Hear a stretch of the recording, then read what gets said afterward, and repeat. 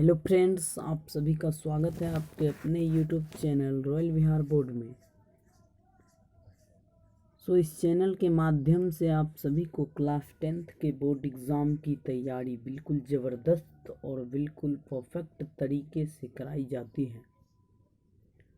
आइए आज के इस वीडियो की शुरुआत करते हैं। इस वीडियो के माध्यम से आज हम लोग साइंस में फिजिक्स के एक मोस्ट इम्पोर्टेंट चैप्टर प्रकाश के परावर्तन से रिलेटेड 20 ऑब्जेक्टिव टाइप क्वेश्चंस को पढ़ेंगे, सीखेंगे और समझेंगे। समझ गए? तो वीडियो शुरू करने से पहले आप लोग जान जाइए कि ये प्रकाश के परावर्तन से रिलेटेड इसका पार्ट 1 वीडियो बन चुका है। समझ गए? और ये इसका पार्ट 2 वीडियो है। यदि अभी तक आप लोग पार्ट 1 वीडियो नहीं देखे हैं तो देख लीजिएगा, क्योंकि उसमें भी 20+ ऑब्जेक्टिव टाइप क्वेश्चंस को पढ़ाया गया है और वो काफ़ी इम्पोर्टेंट है, जो बोर्ड एग्ज़ाम में बार बार पूछा जाता है। सारे क्वेश्चंस काफ़ी इम्पोर्टेंट है। डिस्क्रिप्शन में लिंक दे चुका है और डिस्क्रिप्शन से आप जाके पढ़ सकते हैं, लिंक अवेलेबल है। समझ गए? चलिए आज का सीरीज में फिर से 20 ऑब्जेक्टिव टाइप क्वेश्चंस को लाए हैं। समझ गए? चलते हैं। पहला प्रश्न क्या कह रहा है? पहला प्रश्न हमारा कह रहा है कि फोटोग्राफी कैमरा का अभिदृश्यक होता है। ऑप्शन नंबर ए है उत्तल लेंस, ऑप्शन नंबर बी है अवतल लेंस, ऑप्शन नंबर सी उत्तल दर्पण और ऑप्शन नंबर डी अवतल दर्पण। तो इसका right answer option number A हो जाएगा, उत्तल लेंस।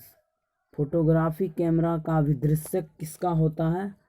तो उत्तल लेंस का बना होता है। चलिए नेक्स्ट प्रश्न की ओर। नेक्स्ट प्रश्न क्या है? जब प्रकाश की किरण हवा से कांच में प्रवेश करती है तो मुरझाती है। ऑप्शन नंबर ए है अभिलंब से दूर, ऑप्शन नंबर बी है अभिलंब के निकट, ऑप्शन नंबर सी है अभिलंब के समांतर और ऑप्शन नंबर डी है इनमें से कोई नहीं। इसका right answer option number B हो जाएगा, अभिलंब के निकट। जब प्रकाश की किरण हवा से कांच में जाएगी तो किस तरफ मुड़ेगी? अभिलंब के निकट मुड़ जाएगी।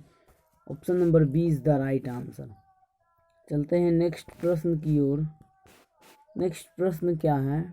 समतल दर्पण द्वारा बना प्रतिबिंब होता है।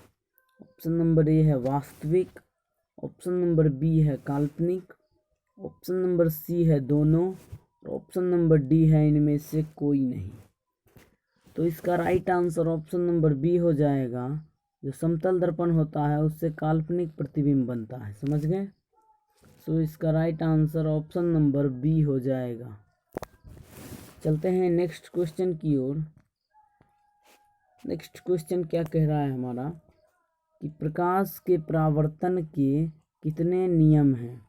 ऑप्शन नंबर ए है 1, ऑप्शन नंबर बी है 2, ऑप्शन नंबर सी है 3 और ऑप्शन नंबर डी है 4।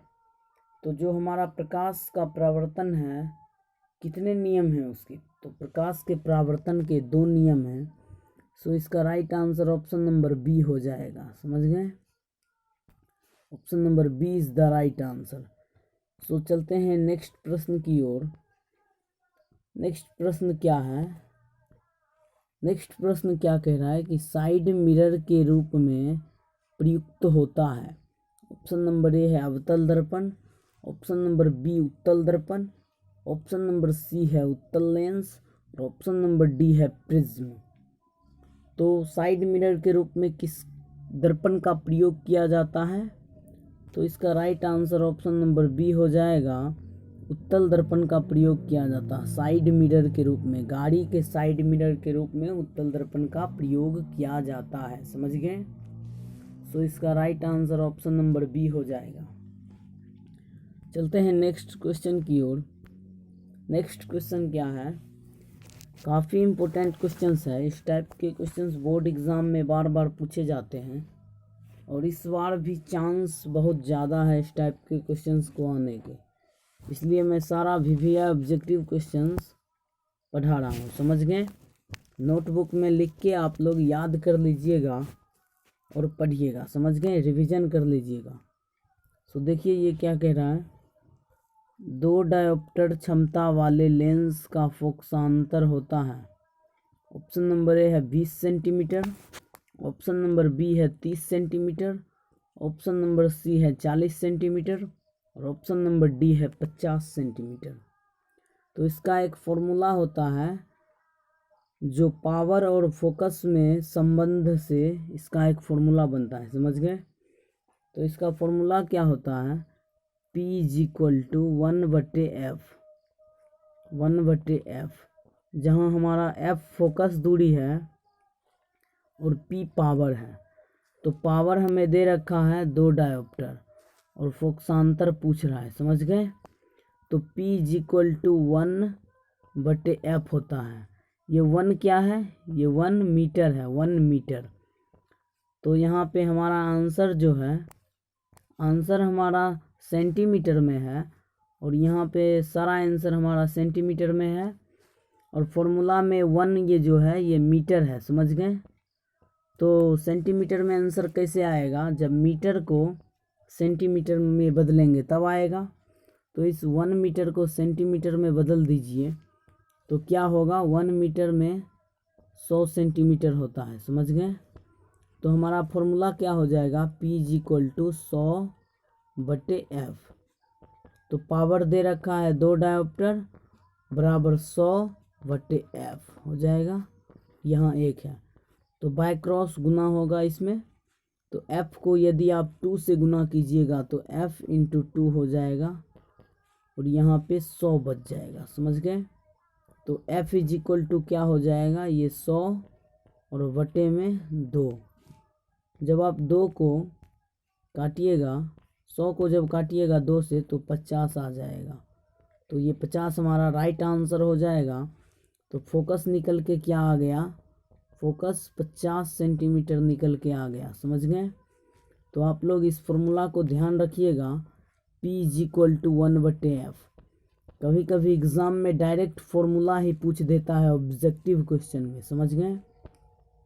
तो ये फॉर्मूला काफ़ी इम्पोर्टेंट है, आप लोग इस फॉर्मूले को याद कर लीजिएगा, समझ गए। ये फॉर्मूला या एक क्वेश्चन इससे पक्का बना रहता है बोर्ड एग्ज़ाम में, तो आप लोग इसको रिवीजन कर लीजिएगा।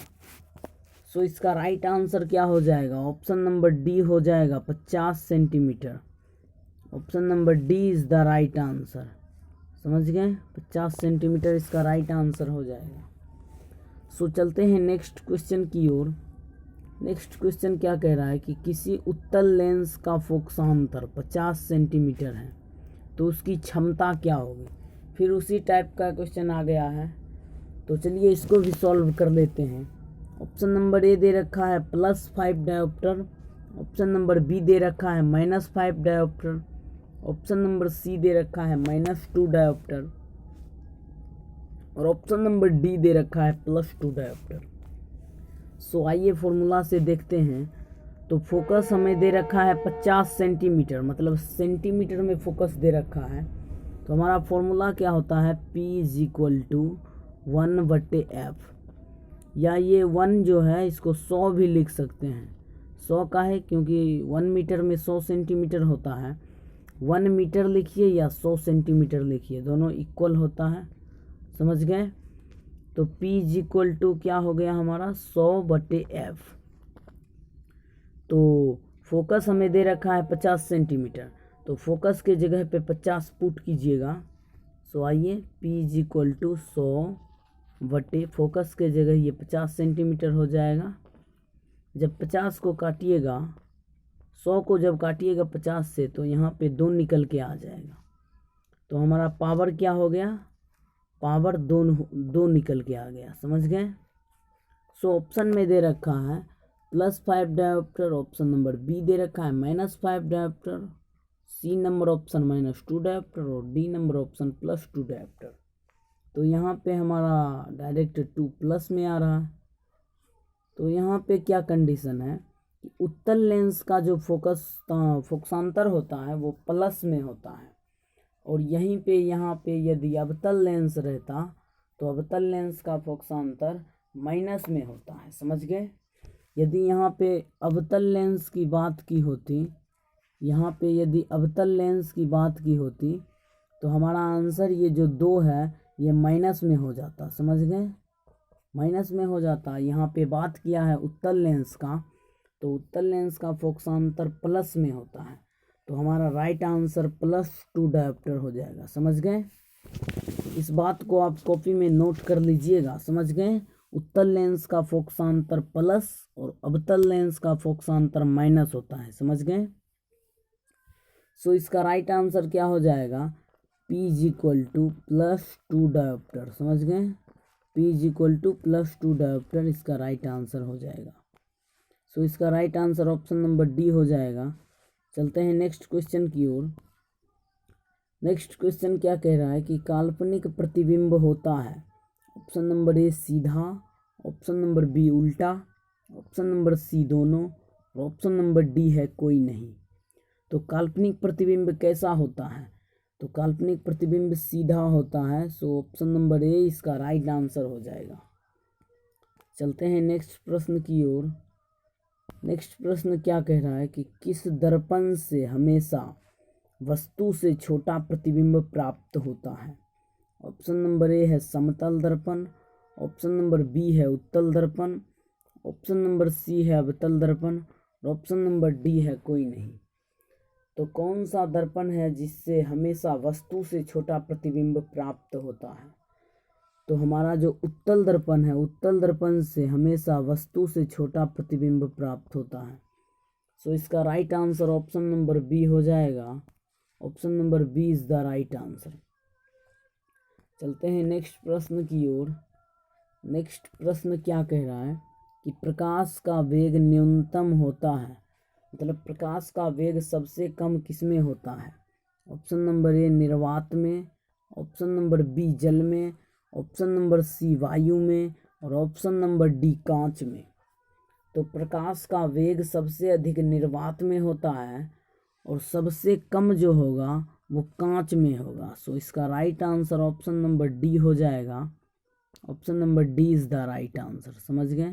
कांच में प्रकाश की चाल सबसे कम होती है, समझ गए। सो चलते हैं नेक्स्ट क्वेश्चन की ओर। नेक्स्ट क्वेश्चन क्या कह रहा है, किसी उत्तल लेंस की फोकस दूरी हमेशा होती है। अभी मैंने आपको बताया है, 1-2 प्रश्न पहले मैंने अभी आपको बताया था कि उत्तल लेंस की फोकस दूरी धनात्मक और अवतल लेंस की फोकस दूरी ऋणात्मक होती है, समझ गए। सो देखिए डायरेक्ट पूछ दिया है यहाँ पे कि उत्तल लेंस की फोकस दूरी हमेशा कैसी होती है। ऑप्शन नंबर ए है प्लस, ऑप्शन नंबर बी है माइनस मतलब ऋणात्मक, ऑप्शन नंबर सी है प्लस माइनस और ऑप्शन नंबर डी है माइनस प्लस। तो इसका right answer option number A हो जाएगा धनात्मक, समझ गए। Option number A is the right answer. So ये सारा क्वेश्चन जो मैंने अभी आपको बताया है और जो पिछले लेक्चर में बताया था प्रकाश के परावर्तन से रिलेटेड, सारे क्वेश्चंस VVI मोस्ट इम्पोर्टेंट है। सारे क्वेश्चन को आप याद कर लीजिएगा, समझ गए। चलते हैं नेक्स्ट प्रश्न की ओर। नेक्स्ट प्रश्न क्या कह रहा है कि प्रकाश का वर्ण विक्षेपण किस उपकरण से संभव होता है। ऑप्शन नंबर ए है दर्पण, ऑप्शन नंबर बी है लेंस, ऑप्शन नंबर सी है प्रिज्म और ऑप्शन नंबर डी है कांच की सिल्ली। तो प्रकाश का वर्ण विक्षेपण किस उपकरण से संभव है, तो इसका right answer option number C हो जाएगा प्रिज्म से। जो प्रकाश का वर्ण विक्षेपण है वो प्रिज्म से संभव है, समझ गए। प्रिज्म नहीं रहेगा तो प्रकाश का वर्ण विक्षेपण नहीं होगा, समझ गए। सो इसका right answer option number B हो जाएगा, समझ गए। ऑप्शन नंबर सी हो जाएगा, sorry, option number C is the right answer. चलते हैं नेक्स्ट प्रश्न की ओर। नेक्स्ट प्रश्न क्या कह रहा है कि 1 मीटर फोकस दूरी वाले उत्तल लेंस की क्षमता होगी। 1 मीटर फोकस दूरी वाले उत्तल लेंस की क्षमता होगी। Option number A -1 dioptre, option number B 1 dioptre, option number C 2 dioptre, option number D 1.5 dioptre 1.5 dioptre. तो 1 मीटर फोकस दूरी वाले उत्तल लेंस की क्षमता क्या होगी? तो 1 डायोप्टर होगी। समझ गए? तो इसका right answer option number B हो जाएगा। सो चलते हैं नेक्स्ट प्रश्न की ओर।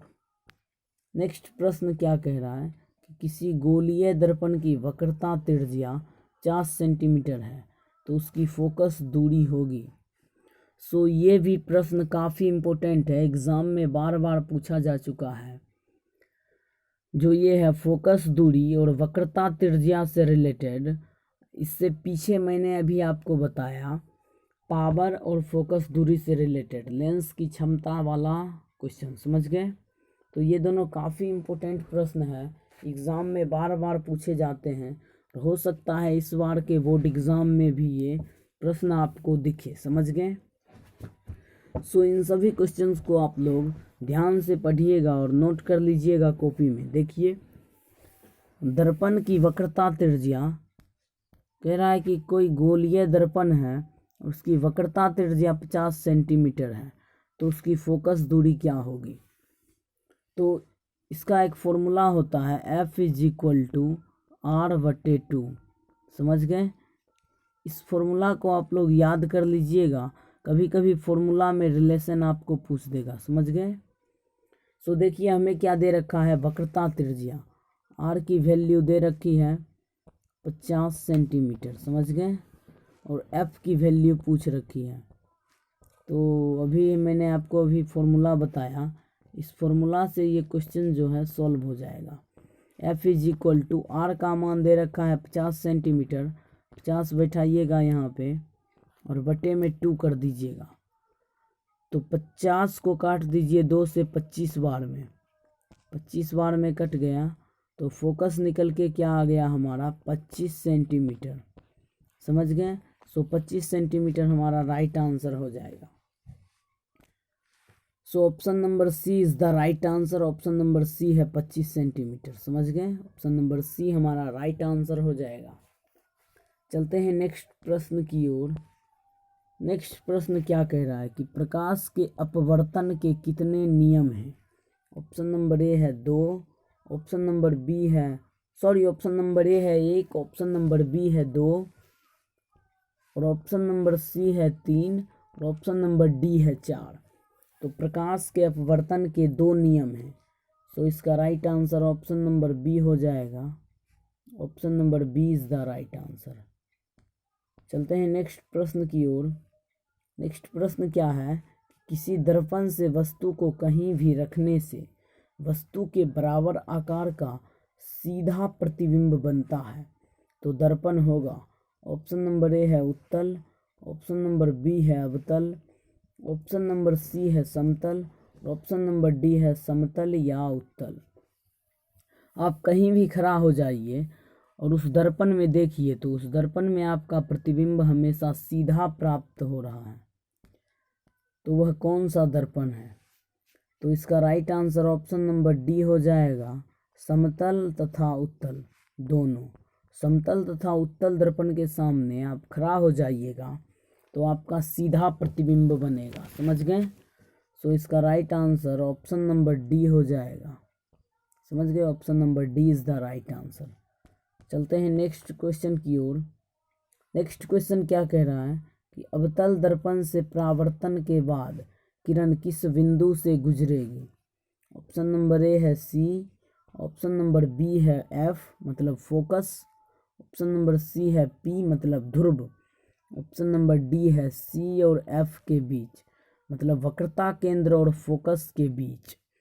अवतल दर्पण में जब परावर्तन होगा, किरण का जब परावर्तन होता है किरणों का, तो उसके बाद वह किरण जो है किस बिंदु पर मिलती है? सॉरी, किरणा बोला गया था। समझ गए? सो किरण होगा। अवतल दर्पण से जब परावर्तन होता है तो किरण किस बिंदु पर मिलेगी? तो किरण फोकस पर मिलती है। समझ गए? ऑप्शन नंबर 20 का राइट आंसर हो जाएगा। Option number 20 the right answer. चलते हैं नेक्स्ट क्वेश्चन की ओर। नेक्स्ट क्वेश्चन क्या कह रहा है कि साइड मिरर के रूप में प्रयुक्त होता है? ऑप्शन नंबर ए है अवतल दर्पण, ऑप्शन नंबर बी है उत्तल दर्पण, ऑप्शन नंबर सी है उत्तल लेंस और ऑप्शन नंबर डी है प्रिज्म। तो गाड़ी के साइड मिरर के रूप में उत्तल दर्पण का प्रयोग किया जाता है। So option number B is the right answer. चलते हैं नेक्स्ट क्वेश्चन की ओर। नेक्स्ट क्वेश्चन क्या कह रहा है कि दाढ़ी बनाने में किस प्रकार के दर्पण का प्रयोग किया जाता है। ऑप्शन नंबर ए है समतल दर्पण, ऑप्शन नंबर बी है उत्तल दर्पण, ऑप्शन नंबर सी है अवतल दर्पण और ऑप्शन नंबर डी है कोई नहीं। तो दाढ़ी बनाने के लिए अवतल दर्पण का प्रयोग किया जाता है, समझ गए। ये जो प्रश्न है ये भी काफ़ी बार एग्ज़ाम में आ चुका है। तो इसका right answer option number C हो जाएगा, अवतल दर्पण। Option number C is the right answer. चलते हैं नेक्स्ट प्रश्न की ओर। नेक्स्ट प्रश्न क्या कह रहा है, सॉरी नेक्स्ट प्रश्न नहीं है, अब आज का सारा इम्पोर्टेंट क्वेश्चंस ख़त्म हो गया है, समझ गए। सो इन सभी क्वेश्चंस को आप लोग नोट कर लीजिएगा और आज का लेक्चर यहीं तक का था। सो आज का जितना भी क्वेश्चंस था सारा हमने ख़त्म कर दिया है, समझ गए। सो मिलते हैं नेक्स्ट पार्ट में। यदि आप लोगों को वीडियो पसंद आया होगा तो हमारे चैनल रॉयल विहार बोर्ड को सब्सक्राइब कर दीजिएगा और वीडियो को लाइक कर दीजिएगा। सो इसी के साथ वीडियो की एंड करते हैं, मिलेंगे नेक्स्ट वीडियो में, तब तक के लिए धन्यवाद।